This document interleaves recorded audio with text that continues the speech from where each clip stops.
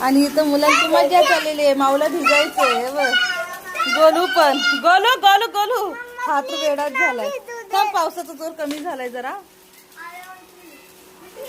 इथे मुलं पण बघा भिजतायत. शिव कसं वाटतंय? एवढ्या दिवसांनी पाऊस आलाय, भरपूर दिवसांनी. अखेरकार जूनच्या एंडिंगला तरी पाऊस आला, खरंच आला. गोलू कसं वाटतंय? तो भिजतोय बघ कसा.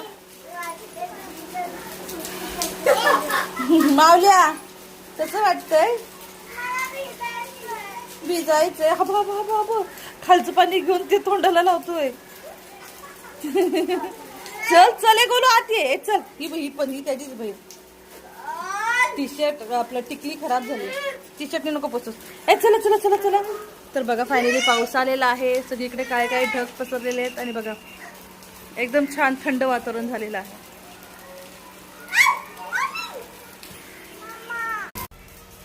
तर तुम्ही आता बघताय की ते बघा मुलांची पावसात भिजायची तयारी चालली. आणि बोल बघा डॉगूला बोलतोय चल भिजायला म्हणून. इथं स्नोबी बसले.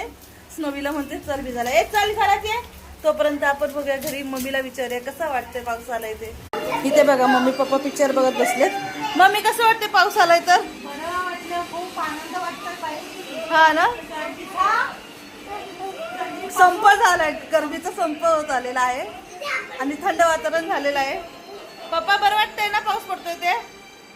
पप्पा मोबाईल मध्येच बघतो. ए परत जाऊ नकोस. ही बघा ही गारटली. लगेच थंडी वाजली. भिज ना अजून पावसात. ए गुंड्या भिजू नको. चला आता इथं बस.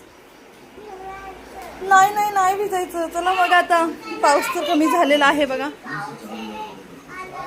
पाऊस आता कमी झालेला आहे. तर चला पावसाचं आगमन झालेलं आहे. त्यामुळे सगळ्यांना पावसाळ्याच्या खूप खूप शुभेच्छा. छत्री घेऊन रेनकोट घेऊन सगळ्यांनी आता घराच्या बाहेर निघा. चला बाय बाय.